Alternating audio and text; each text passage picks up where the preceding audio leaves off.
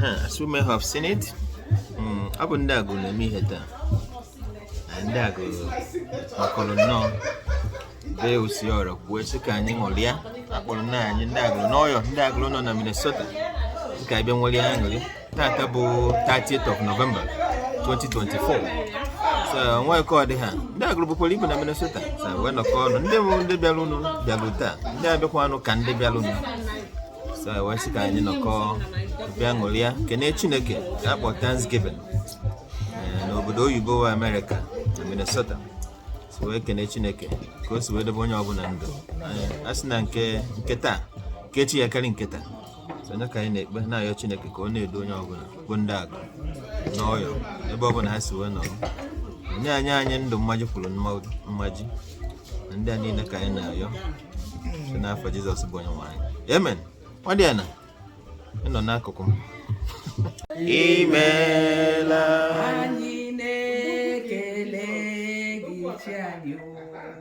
O de mane manare que ne como yo chani me lao anye que ne gina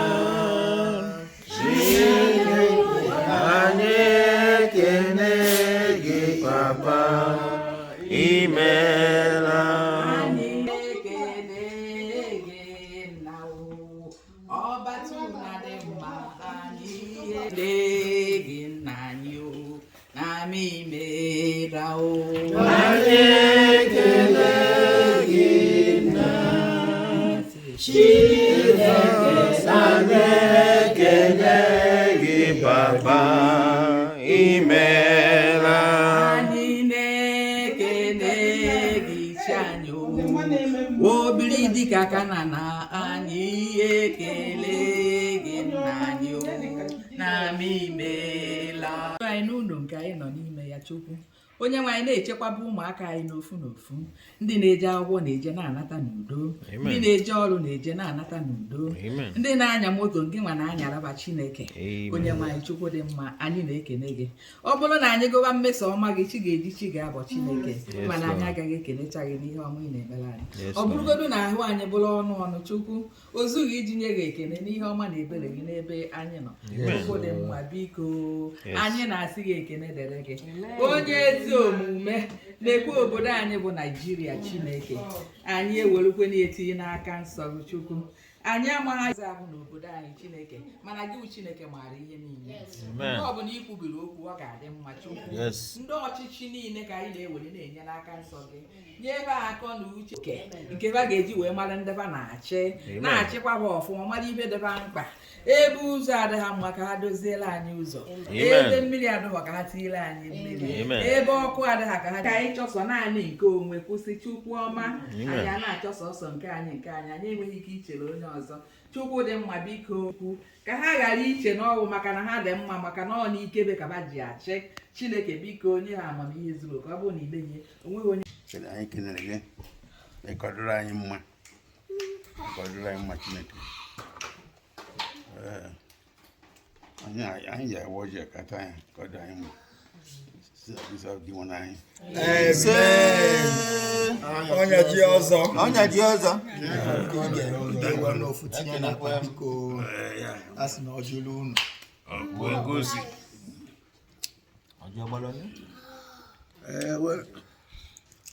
Ibu ka ọ gbara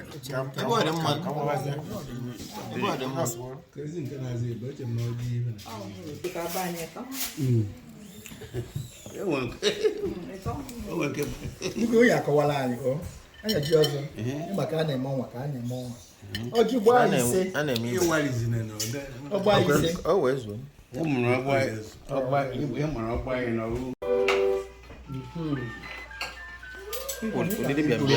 ya dị bụ sista bịara nnọọ sister sister yeah I was na nke ka o siri na yesterday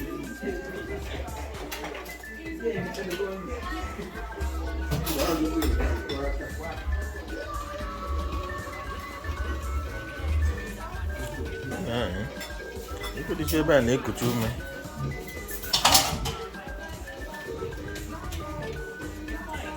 Getụrụ nwanne m. Ife niile ebe dị ebe a na-eku ezigbo ume. Daalụ nne. Anyị onye na-agbara anyị mbọ na kichin. Daalụ. Gertrude ọrụ kwue. Daalụ.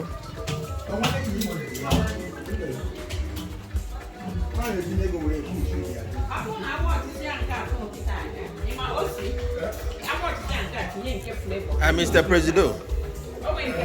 Aga. Kolo, kedu ife na-eme taa ebe a? Nwere ike ịkọwatara anyị?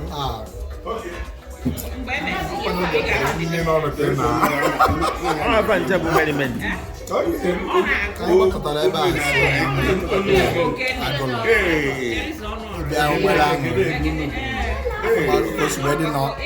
Otu wewe ọdịnala bụ obodo anyị nọ na ya na Thanksgiving. You know, God na anyị nọ there. Do as when you go to Rome, Rome do as the Romans do. So anyị gbakọtara ebe a nọ iji wee kene Chineke nna maka ihe ọma o meela anyị mbụ n'afọ a nke ọ na-eme na nke ọ gaghị emekwa eme. Akwụkwọ nsọ isi in every situation inye Chineke nna ekene. Yes, o meela anyị nnukwu ihe. Ndị o nyere anyị ọmụmụ na ọda progress anyị mere isi. Mente wee gbakọta ọnụ ikenye. So, in the recap, it's not digging in a meat fair. Agulu. Minnesota. Okay. That's not going to when you see. By the grace of God. Yeah. The president of Agulu, Minnesota. Hello, Mr. President. Hello so much. Nake one get human. Because Kalafa na if na what about that.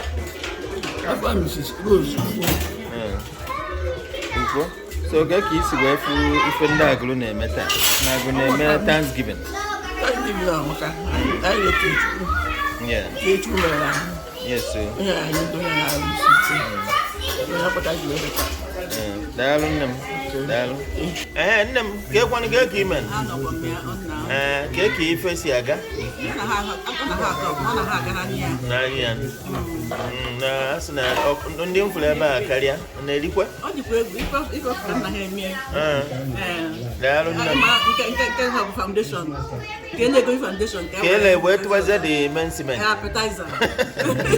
daalụ nne m mụrụ ọmụmụ kedu ka ime asị na ndị bọọra kwuo si ndị Agulu bịa megharịa na be ha na Thanksgiving Day ndị Agulu na-eme ndị bọọra kwuo si ka ha nyere anya ka ka isi fe ka o si aga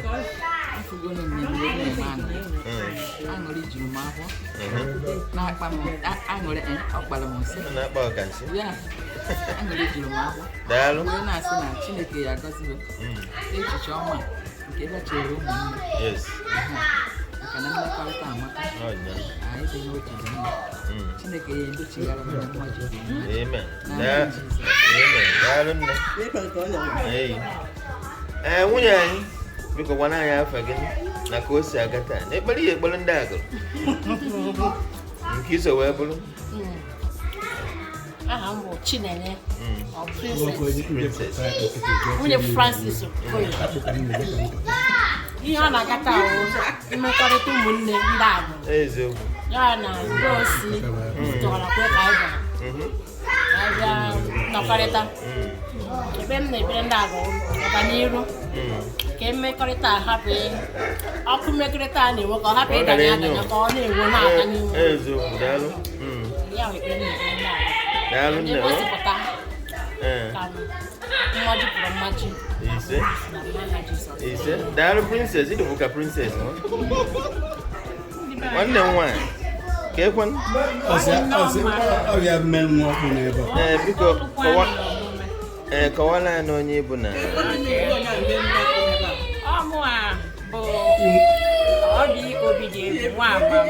Obi Obidegwu nwa mama n'Agulu. Anọ wit ụmụnne m ndị Agulu.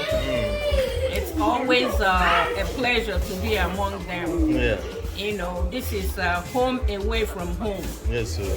And something that I always look forward to every, November. Yeah. To give thanks to God for all He has done for us. Yeah.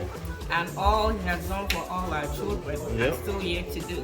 Yes. And I appreciate my brother, OC, and the wife hosting us. Yeah. There's plenty to eat. Yeah. And I intend to make sure that I taste every bit of them. I'm with you on that one. I've been looking at the apacha.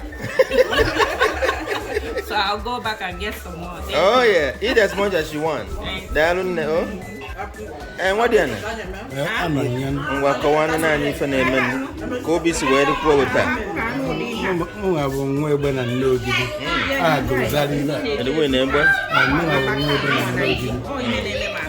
As now, Agulu na nchi weze huo unaoya leo mmiri mara anyị n'anya notwithstanding n'ara mana etu Chineke si ịchọ anyị anyị na-ayọdewe nye Chineke ka ọ nara mkpụrụ obi ya na ndokwa ọ nọrọ ebe a ka ọ na-asụmayịkwa ọnọs ọnọdụ anyị nọ kịta anyị na-anụ ya kwa arụ nke a bụrụ nke mbụ ọkwa Igbo ọ si ise anyị nọ na Minnesota ka anyị na-eme ndị anyị nọ bebe kacha tọki anyị abịasịzie ụdị anyị na-eri ebe a wee rie so ọ bụ ọnọdụ ya ka anyị na-ekene Chukwu n'ihe ọma niile o ji achọ anyị mma ụmụaka o nyere anyị tụfasị aga n'iru anyị bụ ndị nna na nne na-anwakwa oku anyị na-ayọ Chukwu ife onye ji eko nye akwa na ya ọnọdụ anyị na-anụ ya n'iro na ọṅụ ife olili amaghị ebe a ga-esite ya ka ebe ọ ka m bịa tụchara nke ọdụ nke ojugbo mmana aka nna ala ọkụ anya anyị na-ekele Chineke na-ayọ ya ka ọ na-echebe anyị o si echekwa ugwu anyị mana nke anyị na-ayọkarịcha ya bụ ebe ahụ anyị si pụta maka ọsọ chụwa mmadụ ebe ahụ anyị ga-agbana ma ọsọ chụwa anyị ka emebiri anyị na-ayọ Chineke ka o were afọ ụmụ ya fụ na-edozi ụkwụ onye ji bịa ebe a ka ọ ya ejina anyị na-ayọ Chukwu ibe niile o megoro anyị na nke ọ ga na-eme ise daalụ nna m ka ekwanụ ka ekpere na-ekpere ndị Agulu ka a na-ekene Chukwu taa maka ndụ o nyere Cosmas Ufo ekpere ndị Agulu ka ha nwee ka Chukwu nye ha agam n'iru protect them from all evil. Yes, amen. Ise anyị ebe ka anyị hebu agụ America ibe akpatara na gị na be anyị eziokwu okwu ebe osi so Chukwu agọzie anya ụmụaka anyị amụtara ebe na onye hụ ogologo ahụike anyị ibe na nna ha na-ekwu isi daalụ nna m daalụ nne thank you nke eturu gị ya na-etu m anya ji ọzọ n'onwe ya ụwa marakwa na ịbụ anya ji ọzọ daalụ nne nna m ka ekwenụ nke a na-etu n'afọ gị na ife na-eme ebe a taa anụ nnọọ nke bụ onye na-ahụ osu ndị Agulu si nọ ka ha bịabeghị n'ọmụrụ echebeghị anụ ka ha bịa spend their time ha bụ fọn biko kụrụ okwu ị nwere ihe ịgwa ndị Agulu afọ m Obiechi anya n'onwe ya ana m asị ndị Agulu ha nọ na be m ihe a bụ anyị na-celebrate brotherhood ọ ife anyị na-emewe kwa ahụ so ruo n'ahụ ọnụnwa ọgụte m ka ọ dabeghị volunteer ka ya bịa wee sị ụmụnne m ha bịa ka anyị kene Chineke n'ife ọma niile ọ na-emere anyị Chineke na-emere anyị ife ọma eziokwu n'agbanyeghị na o nwere ofu onye n'ime anyị rapụrụ mana Chineke si anyị ma ọ dị njọ ma ọ dị mma anyị na-enye ya ekene anyị na-ekene maka ndụ nke o nyere anyị na-ekene maka ihe ọma ọ na-emere anyị n'obodo a na-ekene maka ụmụ anyị Yes. na-ekene maka ihe akụ akụ ihe nwe enwe ọ na-enye anyị See? na-ekenekwenye anyị maka ụmụnne anyị nọ na Naịjirịa so ekene ka anyị ụbakwa na-ebinye Chineke Yes. Yeah. Oh. Okwu n'uche bịa akụ n'uche Mba, ịfọ na anyị nọzi nọ na-erisi oriri. Daalụ nne. Ndị niile isiri anyị atọkacha. Daalụ. Mgbe anyị na-eri nne eri na-aṅụ. Daalụ nne. Yeah. Ka m sikwa ebe ị na-ebe akwa.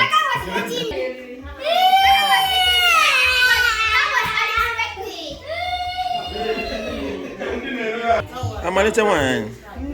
Amalite nwunye m. Ka ekwen. Ngwanụ. Asị na ọnwụnwa bụ kọwa onwe gị. Yeah, doctor. Akwan doctor. Underline that word. I'm ekele Chukwu na-adị mma ewepụta ofu ụbọchị wee na-ekele Chukwu maka na mmadụ dị ndụ bụ ekene ka ọ bụ ndị dị ndụ ka ihe dị mma na-abịa. We thank God for today as we thank God with Agulu people. We really thank God for our mmadụ ka eji aka ụmụ nwanne gị around you a na-amụli na-aga obodo siri ike mana a na-amụkọlịkwa ụbọchị a na-aga a na-ekene Chukwu si ya elotekwa ụmụ nwanne anyị nọ Naịjirịa maka na ọ dị egwu that side ka Chineke mere anyị ebere ka anyị end our year well and start the next year on a good note. Daalụ nne. So don't forget na Asnọngwa bụ nwunye Osiọrakwe. Unu bụ ndị na-ehe osu ndị Agulu.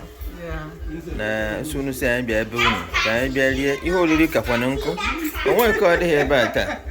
Unu wee sichesie wee sị anyị bịa ribe eribe. Anyị gbara aka bịa ri. Anyị na-asị unu daalụ. Ndị Agulu n'ọya na-ekene unu. Daalụ nne.